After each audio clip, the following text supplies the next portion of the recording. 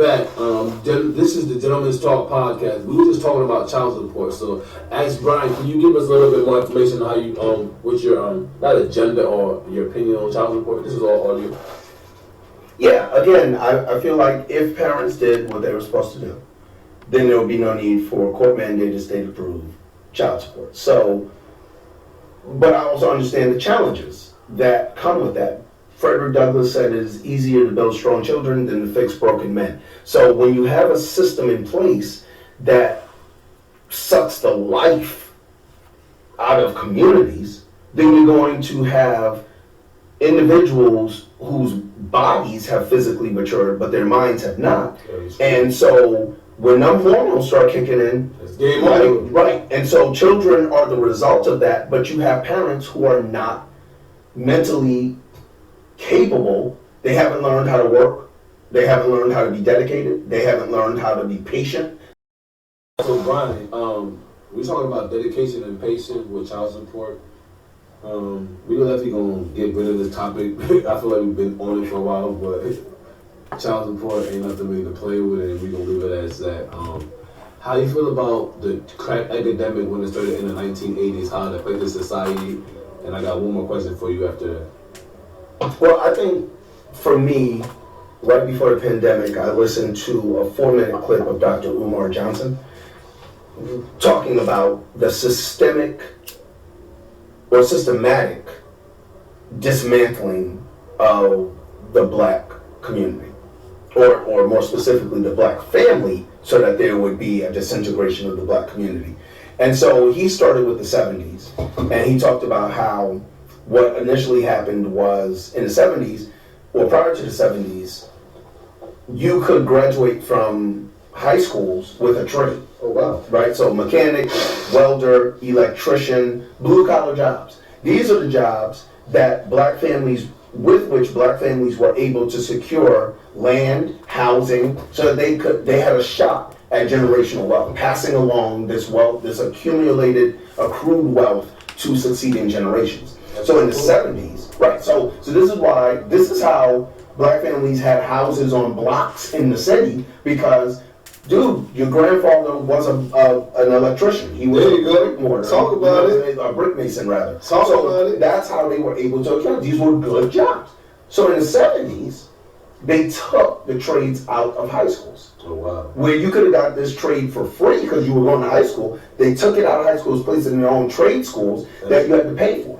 Now, wow. So how are we paying for that? Leaving you at a disadvantage. Leaving you at an economic disadvantage. And the only reason you can pay for it is to, what's the thing that you call financial aid? Right, which was not widely available, especially not to us. You ain't lying. So now, talk about it. So now there's an economic shift, and it's a bad omen, right? So that's the 70s. The 80s, now there's crack, right? Now the thing is, crack gets demonized. Crack is formulated from cocaine, and where does cocaine doesn't even grow in the United States? So it grows out in South America. So they had to get shipped over here. Now who's shipping it?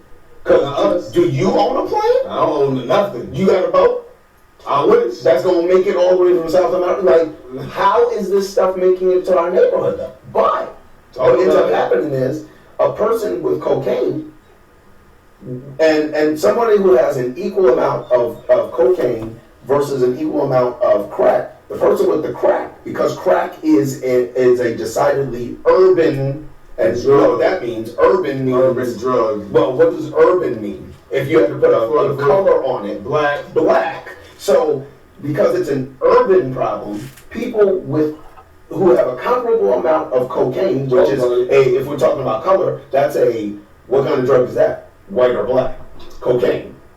Cocaine is for white people. Right. So now the person with the cocaine gets a lighter sentence than the person with the crack. So now, but it's both the same thing. It's both the same thing. One's is a rock, one's is soft. There you go. So now there's no difference. You got rock versus powder. Yep. And what ends up happening is now we have a reason. We've already taken away the black man or the black woman's ability to support their family. Now we bring drugs in. So remember we talked about, you're going to need something to cope. So now they're either you're reducing people to either or either and Talk about it. selling the drugs and using them. And then you criminalized it so that, guess what? These individuals are taken from the family. So now you got single family rates or single parent rates go through the roof. And then in the 90s, Bill Clinton, that everybody said was the first black president and all this kind of stuff, he institutes a rule called 3 strikes and you're out. Talk about So it. now you can go to jail for life for nonviolent crimes. There you go. So, and that's just the overall. So what do I think about this crack epidemic? I don't agree with everything Dr. Johnson says, but I do agree that it seems very systematic in the approach to dismantle the black family and the black community. Yes. And make us all uneducated. Right. People like me and Brian which really want to give y'all powerful information that can actually uplift you. Like the stuff that I'm doing, y'all, like, I ain't gonna lie, I'm not saying y'all famous ain't doing it, but y'all can just tap into the network and have a positive, and it's not like I don't bust the clips down in like long parts. They're like 10-minute, 15-minute clips. So I know y'all attention span don't last that long. Mm-hmm. So it's like y'all gotta have different positive information too that could uplift you every day. Yeah. Yeah. Every day, or at least every time there's a podcast, because it's good information that you can get from whatever episode you decide to watch. You might see a person that you know. You might be surprised to see I know them. How did he know him? Right. But like Brian knows because I you know, Doing the work, brother. I'm working and stuff like that. We have we have 2 more questions for you on the Gentleman's Talk podcast. I know I said 2 before, but these are the last 2. What's your opinion on the mental health situation in Hartford, Connecticut, from what you observe? And I know I asked you that question in life, and I got one more for you. The last one's the easy question. Well, again, my experience working with students in Mental health. Alternative school is that when children are not given structure early in life, Talk about it. then what happens? Structure. I want us to really kind of look at it this way: the human body is composed of muscle and bone. Yep. A very simplified version, right? The bone provides structure. Yep. The muscle provides movement. Yep. So you can have all the structure that you want and no mobility, Fact. or you can have no bones, be an octopus, and you have motion, mobility, but no structure. Yep. So what I feel like is the state of mental health in our city is that because children have not been given the structure, they got mobility.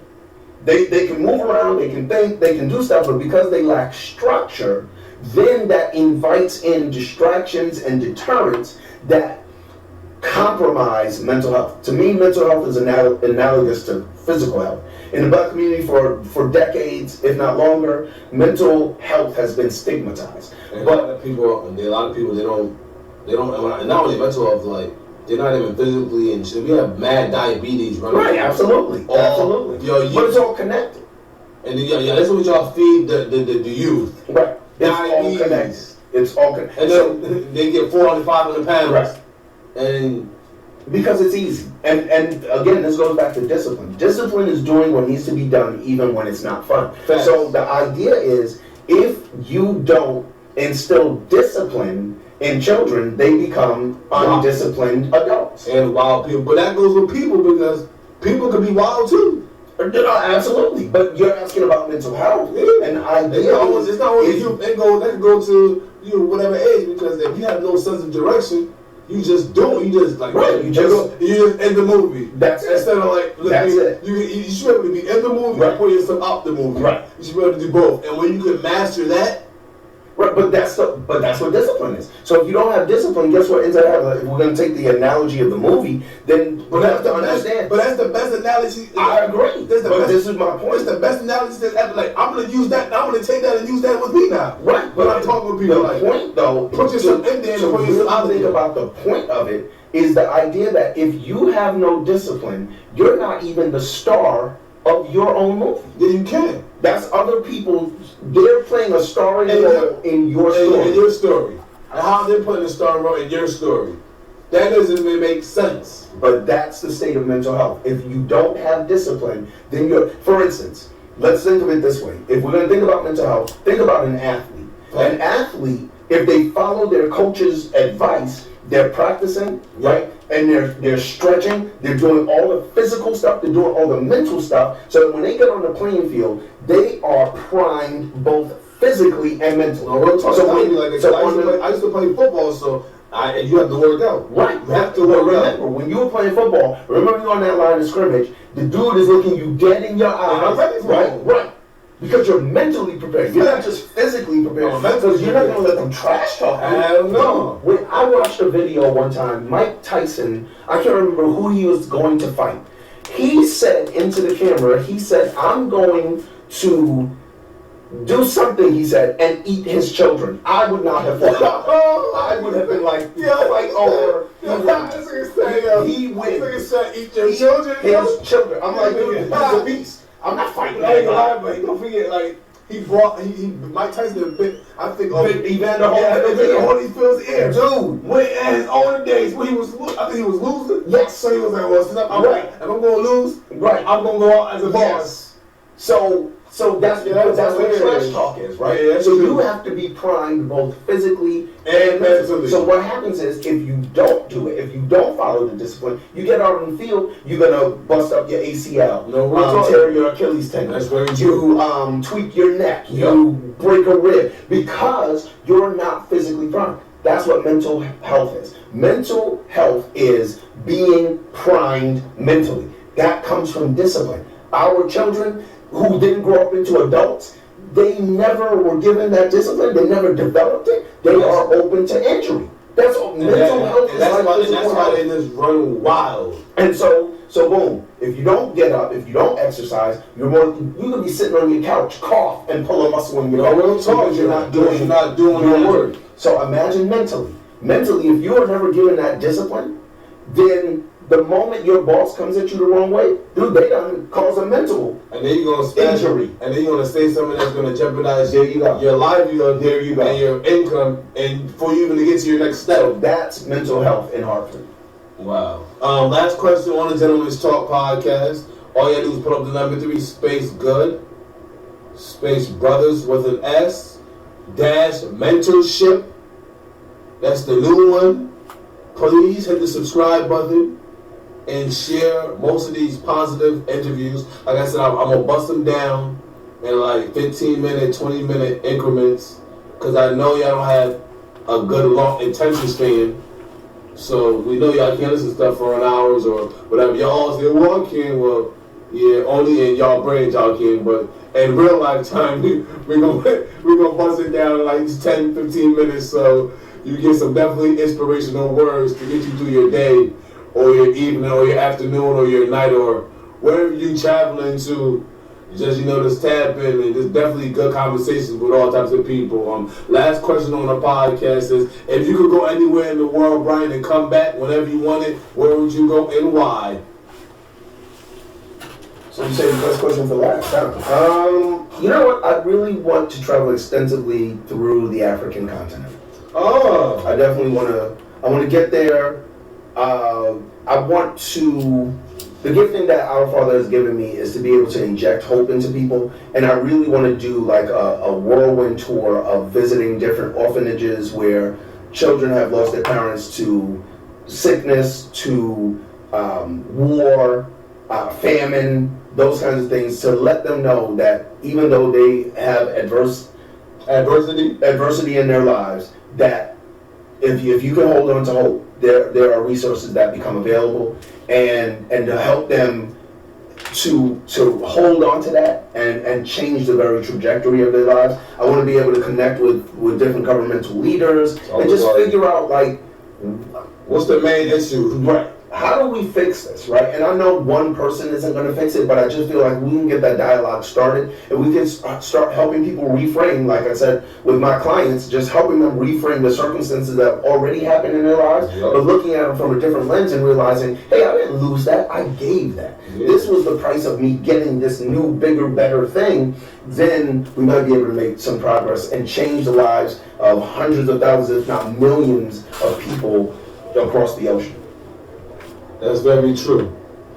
Any shout outs you want to make, Detective Brian? Look, man, I want to shout out my own pastor, AJ Johnson. Shout out to AJ Johnson, his Pastor wife, Melinda Johnson. Melinda Johnson, shout out. They're a power couple in this city. I want to shout out, of course, the CEO, founder of Hartford Communities That Care, Andrew Woods, because he's given me a tremendous opportunity. Shout out to Mr. Woods. Yep. I want to shout out your boy, you remember him from Trinity College, Dion Kelly. Shout out to Dion, but you know what's crazy, Dion? You're a nice man, but Dion, you owe me an interview, and I don't want a Zoom interview, bro. I want a face-to-face interview, Dion. So when you hear the podcast, the founder of 3GB, Three Good Brothers Mentorship Program, punching in. I need a face-to-face. I hit you, but you was like, set up a Zoom link. You done moved up. You done moved up in the world. You done moved up to listen. He don't want to give me no access, but you know, I'm gonna gain access because I'm gonna come to the front door. I love it. And there's another dude I want you to meet. So yeah. I'm gonna come to the front door because we already met. Shout out to Dion. Yep. He invited me to some Trinity events. Yep. I just saw some good Connecticut artists putting in work for whatever their own reasons are. And so, you know, but I had to say that about them. But finish making your shots, but I had to tap you in DM. But you're around, when I got your number, I'm definitely going to reach out to you real soon. Once again. Another dude I would point out is the one I want you to meet is Jordan Blackwell. He was working on his master's degree at Trinity College. Shout out to Jordan. Hartford resident. He about to have his master's degree. Good dude. So I definitely want you to meet with him. And then I also want to talk, I can't remember the name of the organization, but there's a group of retired black male educators that do the work. They're up at Academy of Aerospace Engineering in Windsor once a month. Every month. I think that's crazy. I used to be a bus monitor back in the day for aerospace when I worked for Small World, right? That's crazy. And they're doing the work, man. And I ain't even know that. We are instructing like black boys who are going to go on to big things. As they're supposed to. Big work. So definitely shouting out Brother Sadiq because he's the one that did that. And so good things are happening. Shout out to all the people that are striving, all the people that are climbing.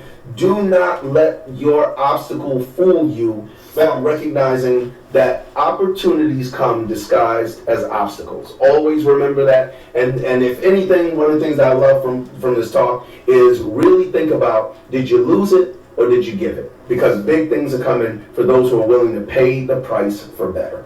This was the Gentleman's Talk podcast, the clean version, no more swears. Hey yo, hope you have a wonderful evening. Hey yo, we out here.